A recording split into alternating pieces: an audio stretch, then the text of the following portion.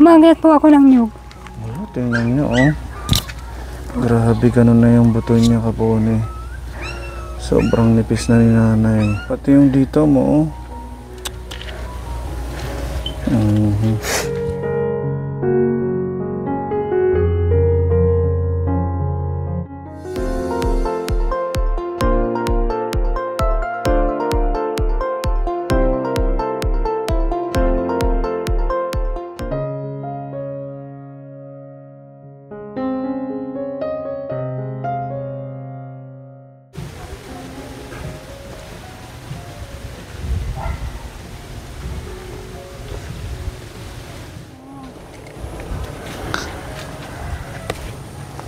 Ito yung pintuan niya. Hello, maupay nga adlaw eh. Nanay. Nahirang ko. Ano ba yun? Ha? Ay sugat. Tingin. Sa mababa. Ira-irat. Nagasgas Masyadong matangkad. Muntik magasgasan yung helmet. Baka may sugat, patingin. Wala. Grabe ito, nanay. Sobrang tangkad mo. Ay, ito. O, dahan-dahan, no? Helmet. Good afternoon. Papasok po kami, nanay. Pasensya na po. Ay, oo nga, no. Maano yung sahig niya. Huwag kang aapak dito kasi... Mabibigat kasi kami, nanay. Dapat dito lang sa pinakuan. Dahil may pinakahaba.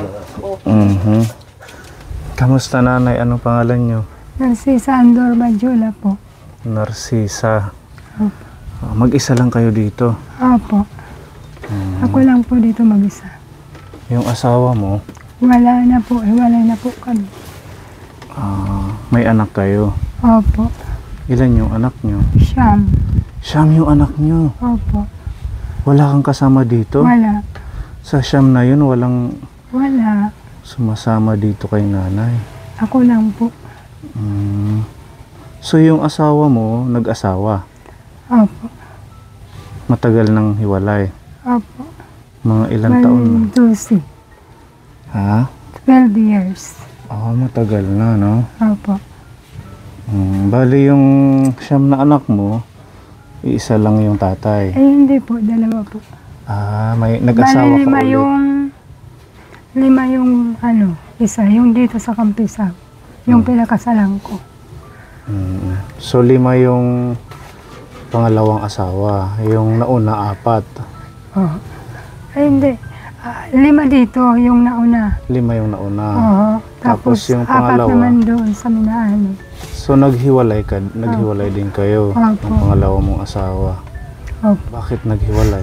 Kung okay lang po Kaya ito. pinabayaan po ako eh. Pinabayaan ka. Na ganito na ako.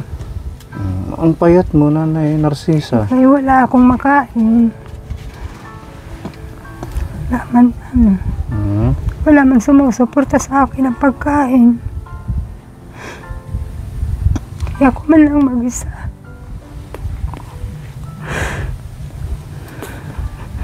Kahit nga po pambili ng gamot, wala. Kadami pa naman akong gamot. May sakit po kayo. Opo.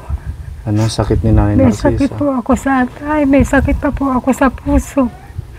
Nagkatubig pa po ako sa baga.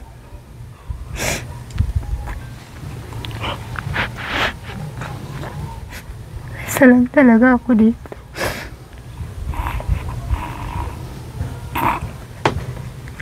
Paano yung kabuhayan mo, yung pagkain, nanay? Namihingi lang po ako.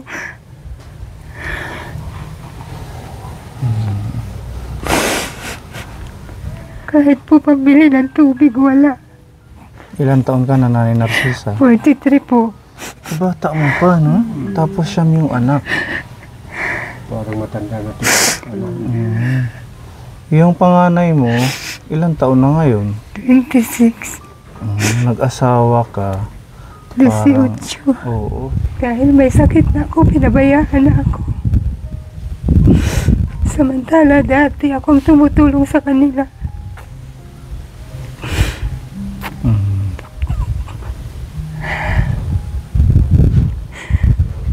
Nagpa-check up na po kayo. 3 beses na nga ako na hospital. Anong sabi ng doktor sa inyo, Nanay Narcisa? Yan din yung ano ko. Yung thyroid ko. At saka yung atay. Yung katawan mo dati hindi ganyan na sobrang mapayat. Malaki ako dati. Ngayon, kumusta po ang pakiramdam mo? Wala na. Ito, bagsak. So itong bahay, Nanay, nakikituloy ka lang. Opo. Kanino ito? Sa tsuwek ako. Opo, naman mag-isa lang siya tapos mga butas-butas. Ano? Yung sahig pa medyo malambot pag naapakan. Mas malala pa yan sa taas. Saang taas? Dito. Tingnan natin. Pero dito kayo natutulog? Dito? Oo, dito na lang. Yung dito, Lusag ka ang kakababa. oo, ano na siya? Mga bulok na sahig na kawayan. So ang banig mo itong karton. Opo. Tapos nandito yung unan niya. Paano ka magsasaing, Nanay? Ayun po. Ano ako dyan? Ito dito. Oo. Ayun. Malawak sana tong bahay kung... Matagal na kasing pinabayaan. Ha? Pinabayaan matagal na. Ilang taon ka nang nag-i-stay dito? Hindi pa nag-isang taon. Bali, 2 buwan pa lang. 3. 3 buwan ata. Kalabas ko sa ospital. As in yung mga anak mo, hindi ka man lang nabibigyan dito? Wala. May mga trabaho man minsan. Wala man lang nakakaisip magbigay. Tsaka bakit hindi na lang kayo doon sa anak mo? Para maalagaan ka. Andoon man sila sa papa nila.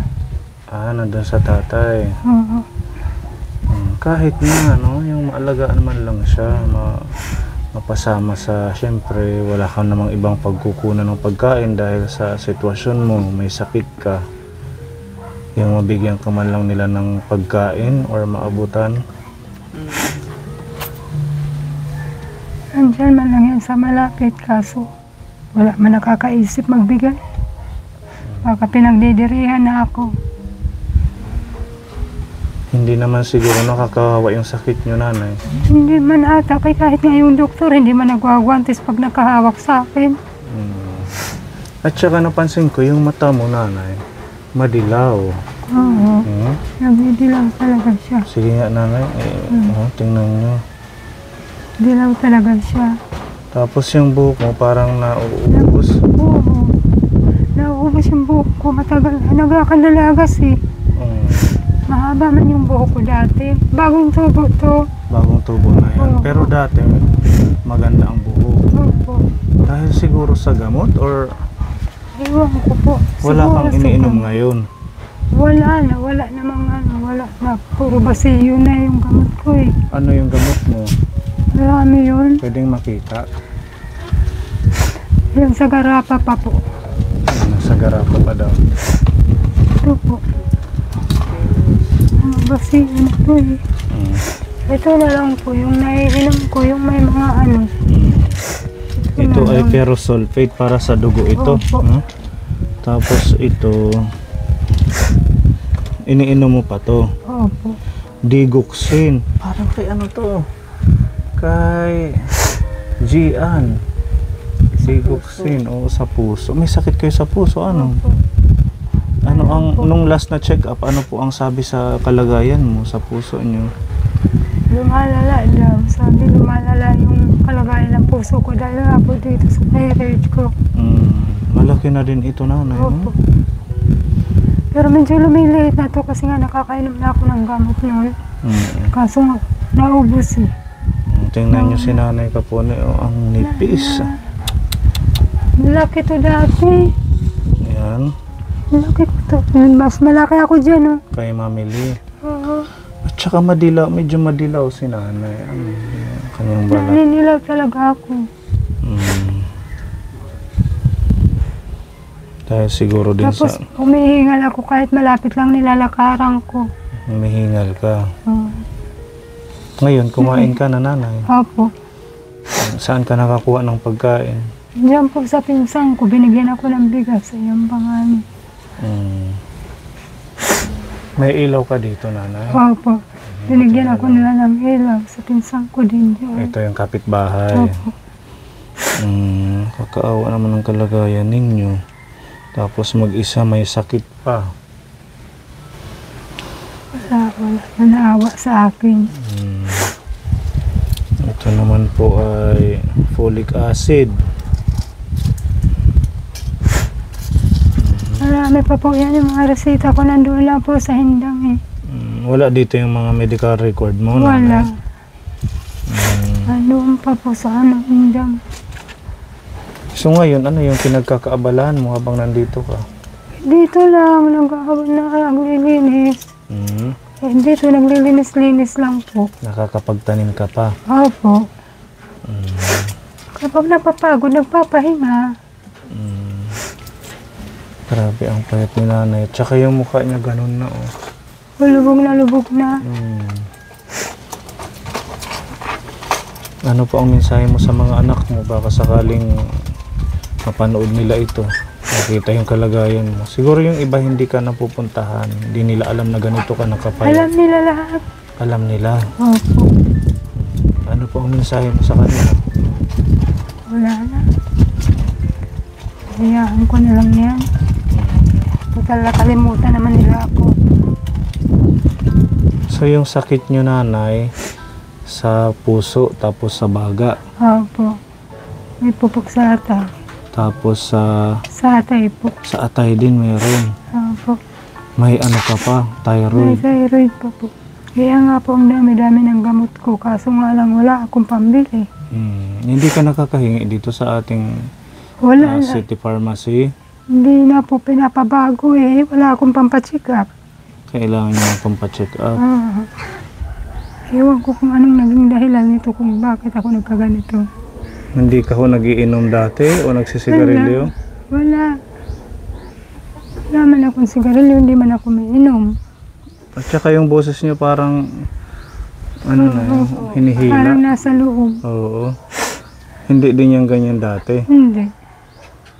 Mm. Nagbabago na din to. Siguro komplikasyon na, no? Nakakaano lang kasi ang dami. Ang daming problema kay Nanay Narcisa, yung kanyang heart, yung kanyang atay, no? Tsaka baga. Nagiging tatakutin nga niya ako. Hmm? Madali ako matakot dito. Bakit? Ewan ko, kung minsan na ano ako nagugulat lang, kahit walang tao. Saan ka dati tumutuloy? Nung Nasa hindang po. hindang. Opo. Oh, so, kanino naman yun? Yung, Sa nanay ko po. so, nandun yung nanay mo ngayon. Nag-away lang po kami dahil sa pambili ko po ng gamot. Kaya umalis ka doon. Oo.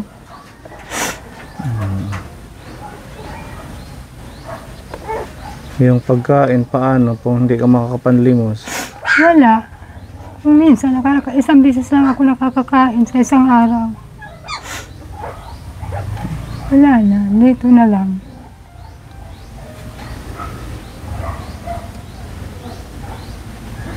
Kahit nga po pambili ng tubig, wala. Ito yung lagayan ng nanay. Opo. Tara dito tayo nanay sa labas kay ito baka maapakan namin yung sahig. Oh, nagaano na siya oh. Pag inaapakan. mag-crack. Napuputol eh. Baka bumagsak kasi ilan tayo nasa loob. Nililibang ang isip. Kakung minsan doon. Dito nanay mahangin ano. Oo. Wala nang kabahayan ka po ni oh. Wala. Mayroon man doon, isa. Oo, nag-iisang bahay doon. Oo. Ano na siya mga palayan. Oo. Kaya ako dito magtitiis. Wala man. Umangal man ako ng umangal, wala man magagawa dahil talagang wala. Tiis na lang sa sitwasyon. Tiis na lang. Sobrang lungkot. Grabe. Baka sa patay na ako dyan yan magpupuntahan. Ako nagpupunta man ako din sa kanila. Iniiwan lang ako. Paano iniiwan? Kahit nandyan ako sa kanila, umaalis. Pinababayaan talaga ako. Masakit yan bilang magulang. Sakit kung sa masakit, pero Kasi parang ang pakiramdam niyan, hindi ka welcome. oo. Kung minsan nga sinisigawan pa ako. Baka mayroon ho kayong pagkukulang, nanay. Pinalaki ko naman sila. Ang hindi ko lang naibigay sa kanila, yung kayamanan dahil wala man ako. Wala man akong yaman na ibibigay sa kanila. Baka yan ang ikinagalit. Maswerte nga sila dahil may magulang pa. Oo nga. Pero bali, wala naman ako. Pinabayaan na ako. Wala na kahit isa. Dati lahat sila nandun sa akin. Ngayon, wala na. Ubus na sila, wala.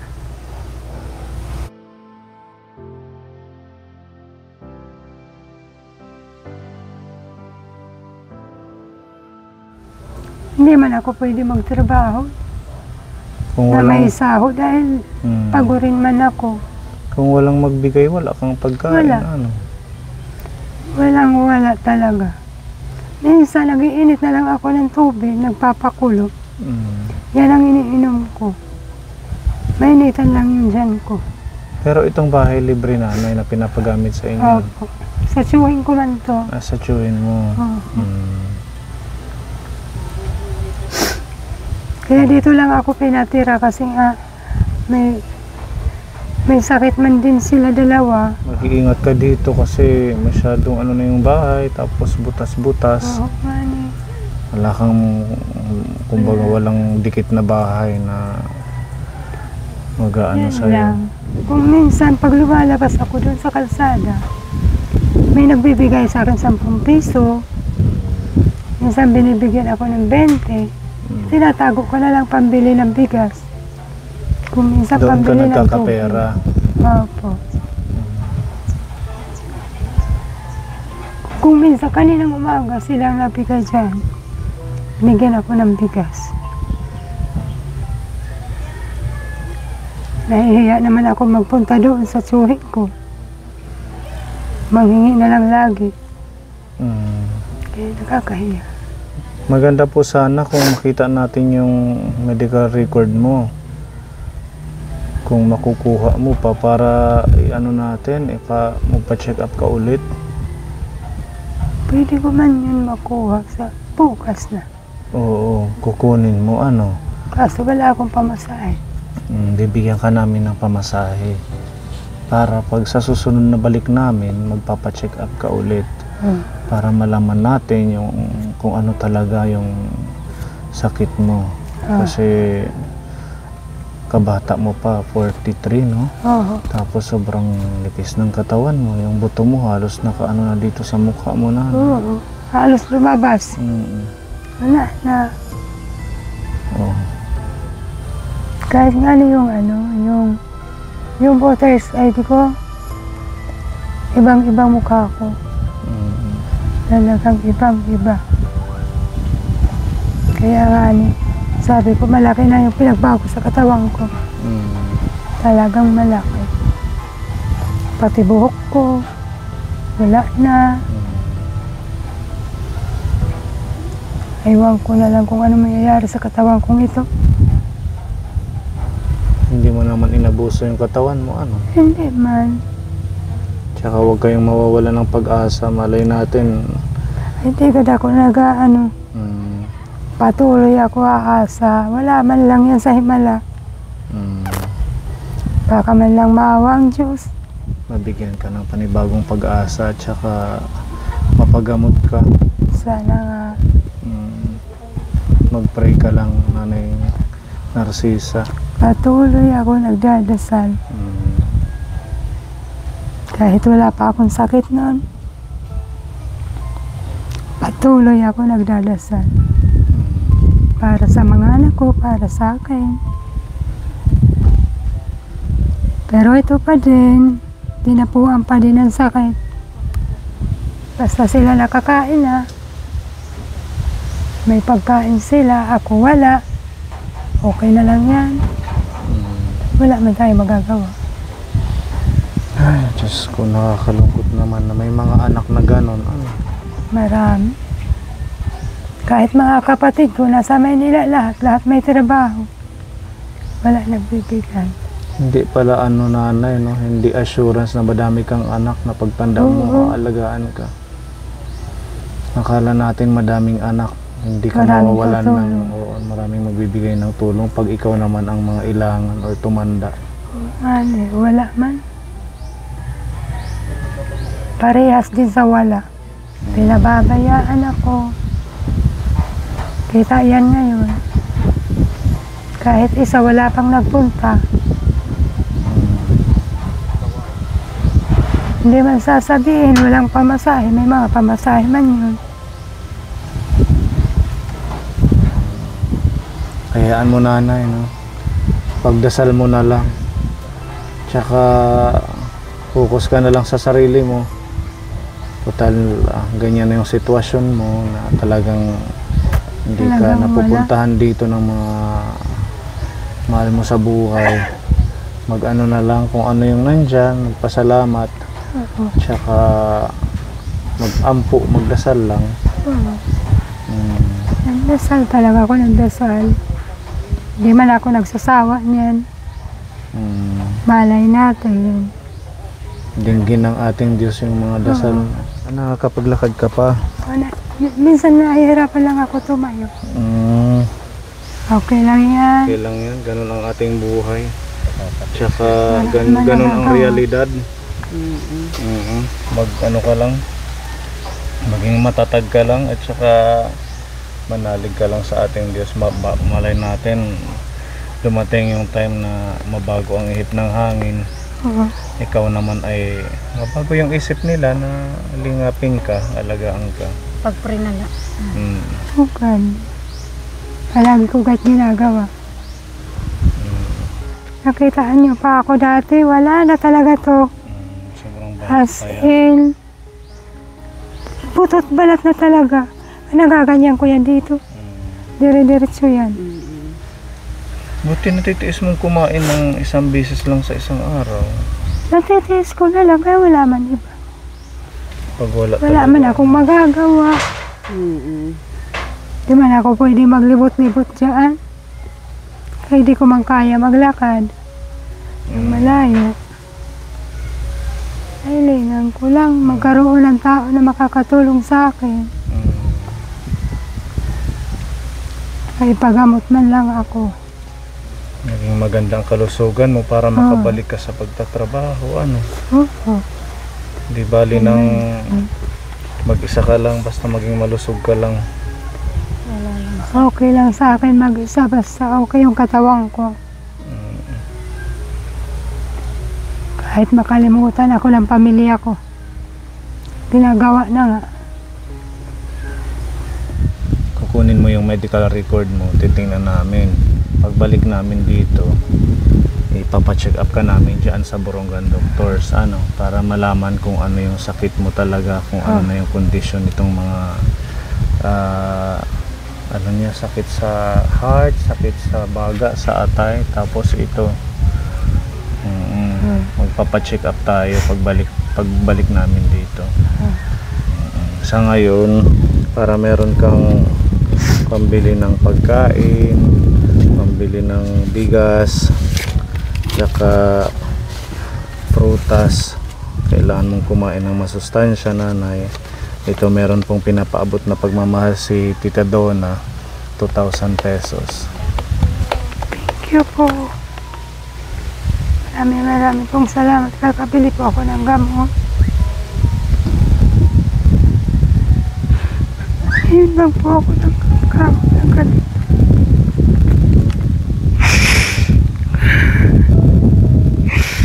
Akala ko wala ng taong bibigay.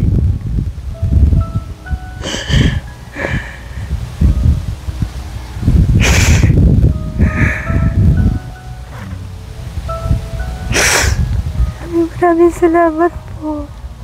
Okay, wala pong ano man, Nanay Narcisa. Kakabili na po ako ng gamot. Pagkain, gamot, yung may ano dyan. Wala bang reseta? Wala. Kailangan naman baguhin yung resita ko. Iyak na lang si nanay. Ngayon lang daw siya ulit nakatanggap ng ganito yung baka po. Kawawa naman. Sige ha, babalik na lang kami. Opo, kukunin ko po bukas. Sasamahan ka namin sa Borongan Doctors.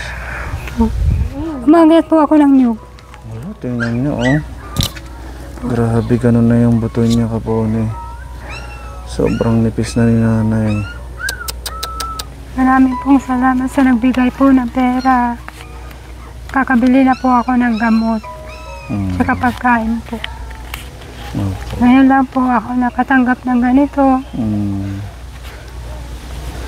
Maraming salamat po.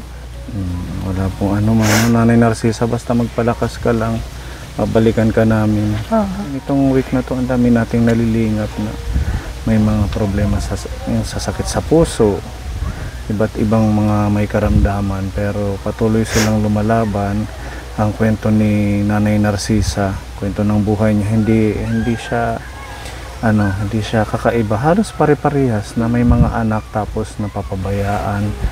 Kung kailan na kailangan lingapin, saka naman hindi nagpaparamdam yung mga kapamilya. Sana yung mga anak ni nanay ay mahalin siya. Maswerte po kayo kasi meron pa kayong nanay. Oo, kahit man may tampo or may sama ng loob sa kanya, kailangan pa din natin ipakita yung pagmamahal. At saka nakikita natin na talagang kailangan niya ng pagkain, kailangan niya ng gamot. Kaya laban lang, magpe-pray palagi. Opo, ayan. Maraming salamat po kay Tita Donna sa binigay niyo pong pagmamahal kay nanay, at sa lahat ng ating mga kaponis na patuloy pong nagmamahal at sumusuporta sa ating channel. Ayan, isang kababayan na naman po ang nalingap natin sa pamamagitan ng inyong patuloy na tiwala at pag-share ng inyong blessings sa ating mga kababayan. Thank you. At pagpalain pa po tayo ng ating Diyos. Ingat po tayong lahat at babalikan natin si nanay sa susunod for follow-up check-up. Basta kailangan lang makita yung mga previous na record niya, kasi hahanapin ng doktor yun. Doon sila magbe-base, saka sila mag-check ulit sa iyo. Okay? Thank you po, at to God be the glory ka po. Bye-bye po. Bye-bye, Nanay Narcisa. Magpalakas ka ha. God bless. Grabe, nahawakan ko na yung buto niya oh. Ganun oh.